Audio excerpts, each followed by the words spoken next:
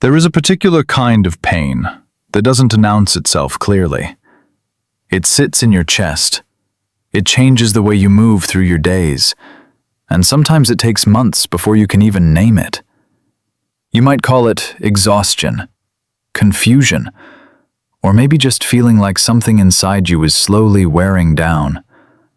But what you are actually feeling is the weight of being slowly erased. And if you are watching this video, there is a chance you already know that feeling. You may have already walked away from something that looked like love, but never felt quite right. Or you might be standing at the edge right now, wondering whether you are making a mistake by leaving. Let me tell you something clearly, so there is no confusion in your mind. You are not the problem. Whatever made you feel like you were constantly walking on eggshells, constantly second-guessing yourself, constantly giving more than you ever received, that was not your fault. You were not too sensitive. You were not asking for too much. You were simply involved with someone whose emotional architecture is built around control, and control requires someone else to be wrong. You were assigned that role. And when you finally step out of it, something interesting happens. They react. And understanding how and why they react is one of the most important things you can learn, because it will tell you everything you need to know about what you just left behind. When a narcissistic person realizes that someone has truly disengaged, that the connection has actually ended and is not coming back, their reaction is rarely what it appears to be on the surface. It does not look like grief or reflection, or anything that resembles normal emotional processing. Instead, it tends to look like urgency, like a controlled performance, or like a complete absence of feeling. Each of these responses follows a pattern, and once you understand the pattern, you cannot unsee it. The first reaction you will likely see is what professionals call hoovering. This is the sudden, often dramatic attempt to pull you back in. It can come as a text that seems almost casually friendly at first, something like, "I was just thinking about you," or "I saw something that reminded me of us." But if you look closely, you will notice that the message has no real substance. There is no genuine curiosity about you, no actual reflection on what happened. It is simply an open door, hoping you will walk back through it. And here is what you need to understand about this. Hoovering is not about missing you. It is about losing access to you. There is a difference. When someone genuinely misses a person, they reach out with honesty. They say the hard things. They take responsibility. But hoovering is tactical. It is the desperate move of someone who needs to restore their supply. You are not a partner to them. You are a source of energy, validation, or control. And when that source disappears, the panic sets in. Not because they love you, but because your absence disrupts the system they built around you. Sometimes the reaction is not subtle at all. It shows up as anger, as rage, as sudden hostility. You might get a message accusing you of things you never did, blaming you for the end of the relationship, calling you selfish, or cold, or cruel. This is one of the most confusing reactions to experience, because on the surface, it can feel like proof that you made the right decision. But the anger itself is not really about you. It is about ego. A narcissistic person invests a great deal of energy in maintaining a particular image, both to themselves and to others. Your departure, especially if you left calmly and without drama, threatens that image. It suggests that they are not as powerful, not as irresistible, not as needed as they believed. And that is intolerable. So the rage is not a sign of love. It is a sign of wounded pride. The person underneath the anger is not a heartbroken partner. They are someone whose sense of self has just been publicly challenged. And that challenge will be met with everything they have, because they do not know how to exist without being the center of their own story. There is another reaction that looks entirely different. It looks like they do not care at all. They go silent. They act as though you never existed. They move on immediately, or at least they perform moving on with such speed that it feels deliberately designed to hurt you. This is one of the most painful reactions to witness, because part of you might wonder if any of it was real. Here is what is actually happening. Silence after discard is a control tactic. It is designed to make you feel replaceable, to make you question your own significance, to push you into reaching out just to prove you still matter. When they see you have left and you are not chasing, the silence is meant to provoke a response. If you do not respond, it often escalates into other behaviors, because the silence was never about indifference. It was a trap. And the fact that you did not fall into it is something they cannot tolerate. You might also notice a shift in how they talk about you to others. They may suddenly become the victim. They might tell mutual friends, family members, or anyone who will listen that you were the difficult one, that you abandoned them, that you have problems they tried desperately to address. This is called smear campaigning, and it serves two purposes. First, it protects their image by creating a narrative where they could not have been the problem because they were suffering under your behavior. Second, it isolates you. If they can turn others against you or make you feel ashamed of what happened, you are less likely to speak openly about your experience, which means you are more likely to eventually come back to them in silence, not telling anyone what you went through. This is not accidental. It is architecture. Everything about how they respond to your absence is designed to regain control or, failing that, to ensure you remain destabilized. Sometimes the reaction is more subtle and even harder to recognize. They might reach out pretending to apologize, but when you examine the words closely, there is no actual accountability. It sounds like, "I'm sorry if you felt like I wasn't there for you, but you also have to understand where I was coming from." That "if" does a great deal of work in that sentence. It shifts responsibility. It implies that your feelings might be exaggerated or misplaced. These non-apologies are designed to make you feel confused, to make you second-guess your own memories and your own pain. The goal is to make you come back on their terms, feeling like maybe you were wrong after all. And if you accept that framing, the cycle begins again, often worse than before. What all of these reactions share is a fundamental absence of genuine emotional processing. A person who has narcissistic personality disorder, or even strong narcissistic traits, does not experience relationships the way you do. They are not capable of sitting with loss, reflecting on their behavior, and genuinely grieving the end of something. That kind of emotional depth requires empathy, requires the ability to see another person as a full human being with their own inner life. That capacity is either absent or severely limited. So, instead, what you witness is a series of strategies.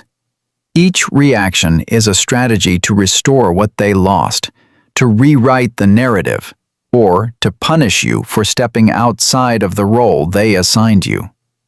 This is why understanding these patterns is so important. It is not about analyzing them in order to get back at them or to prove something to them. That is not the path to peace.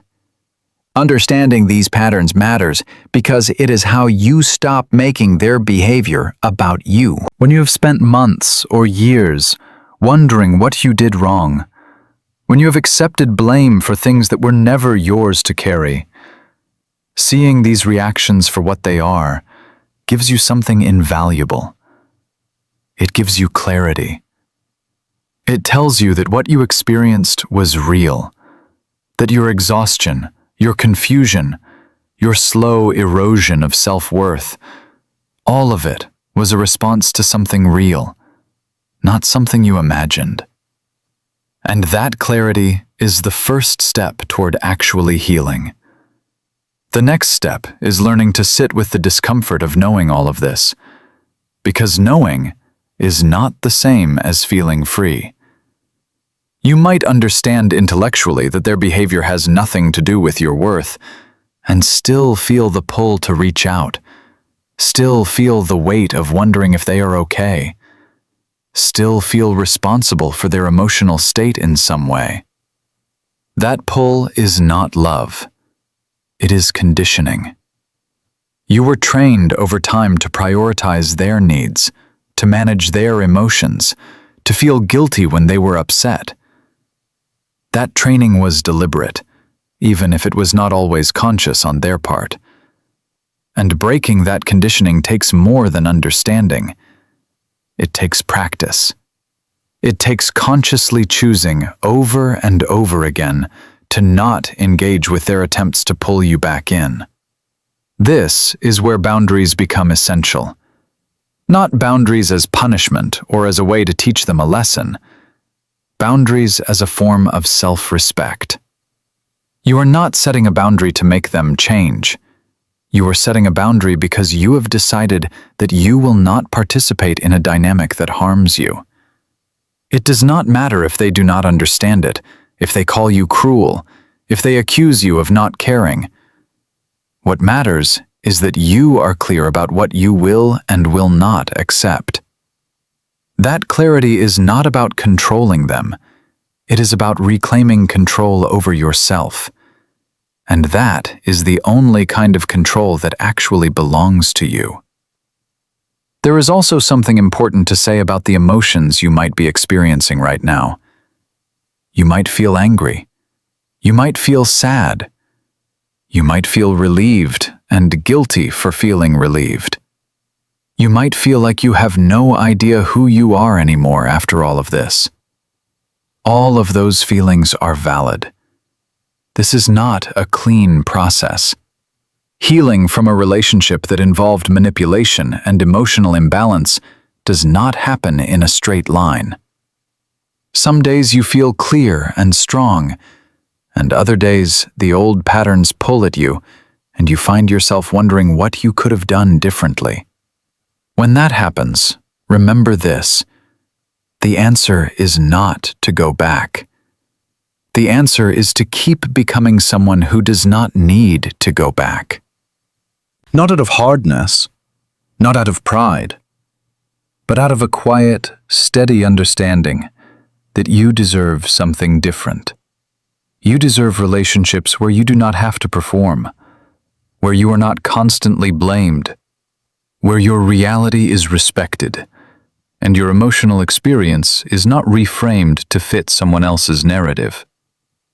What you went through was not a normal relationship struggle.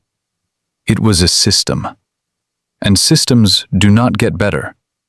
They only get more refined. The version of them you met at the beginning, the one who seemed so attentive and interested, and like everything you ever wanted, that version was a preview.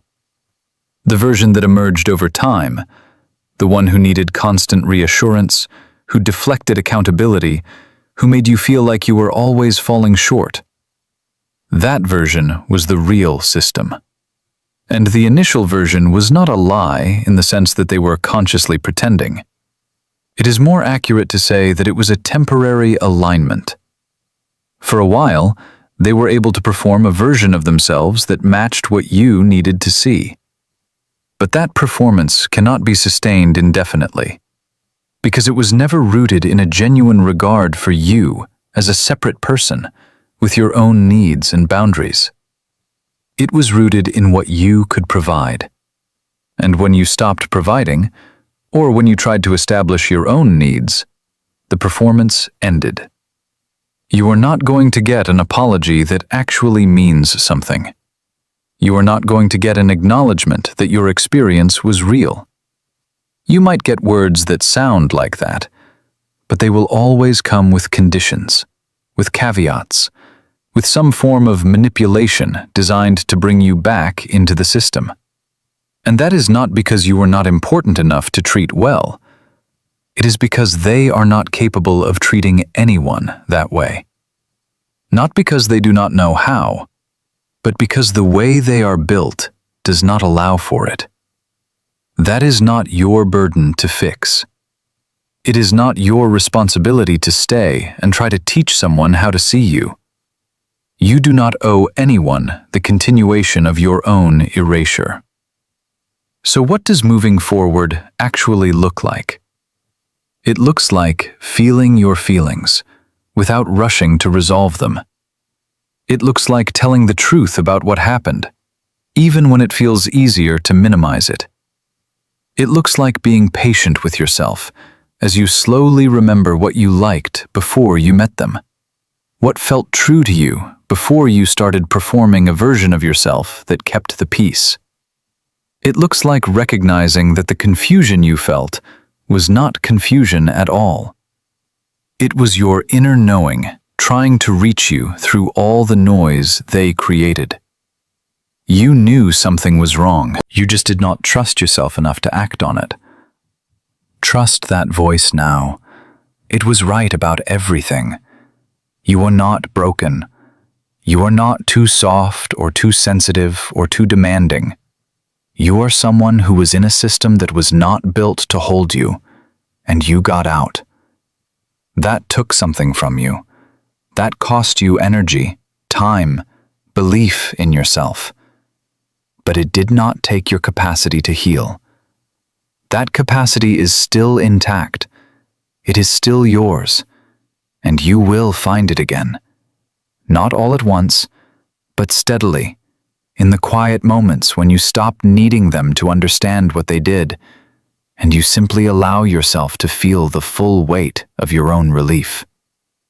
The day you stop needing them to be the villain in order to justify your leaving is the day you will finally feel free. Because you will not need a story to protect yourself. You will simply know, in your body and in your bones, that you chose correctly, and that knowing will not shake. You will carry it with you into whatever comes next, and it will hold you steady. You are allowed to rest now. You are allowed to put this down. You have done enough.